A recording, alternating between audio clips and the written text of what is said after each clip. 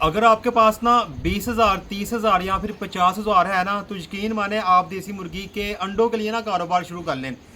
ये जो साल जा रहा है ना, इस साल में अभी तो गर्मी है, अभी यही मौसम है कि आप इस मौसम के अंदर ना आप मुर्गियों को खरीद सकते हैं और मुर्गी सस्ती दामों आपको मिल भी सकती है।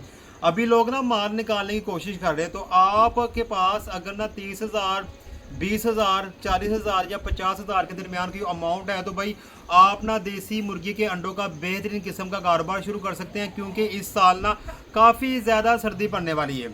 तो भाई किस तरह शुरू करना है, इसी के लिए आप मेरी वीडियो को शुरू से लेके एंड तक लाजमी देखें। अस्सलाम वालेकुम, वेलकम टू माय चैनल। मैं हूं मोहम्मद कासम भट्टी। मेरे पीछे मेरा हलाल जू, तो हलाल जू के अंदर आज कौन सी इन्फॉर्मेशन है, चैलेंज शुरू करते हैं। भाई देसी मुर्गी के अंडों का कारोबार शुरू करना।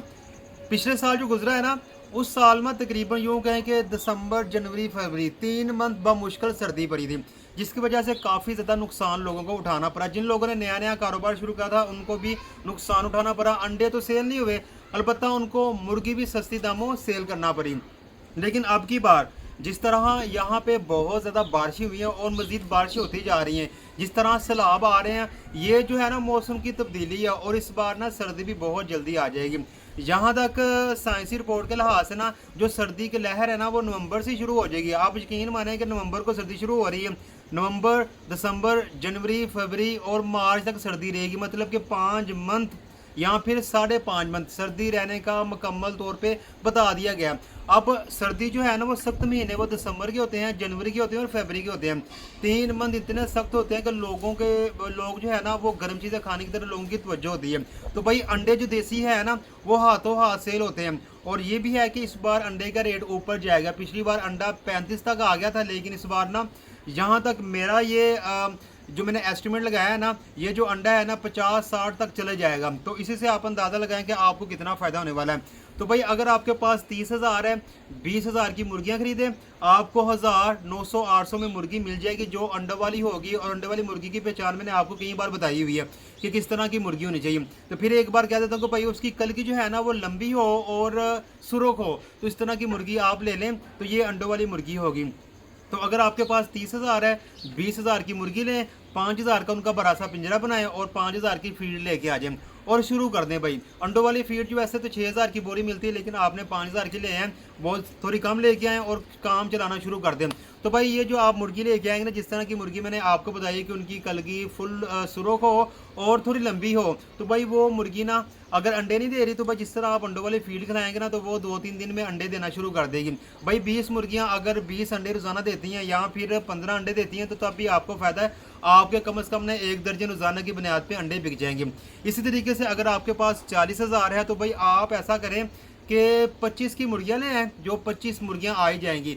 बाकी 10,000 का बड़ा सा खुड्डा बना लें और 5,000 की फीड लेके आएँ काम चलाने के लिए। और इसी तरीके से अगर आपके पास 50,000 है ना, तो भाई 50,000 के लिए आपने क्या करना है कि 30,000 की मुर्गियां लेके आनी है। 30 मुर्गियां आपके पास आ गई और 10,000 का बड़ा सा पिंजरा बना लें और 10,000 की आप फीड लें और उनके बर्तन खाने पीने के सारा बीच में अरेंज कर लें। तो इसी तरीके से आपका ये कारोबार शुरू हो सकता है। जिसके पास ना 50,000 रुपये है।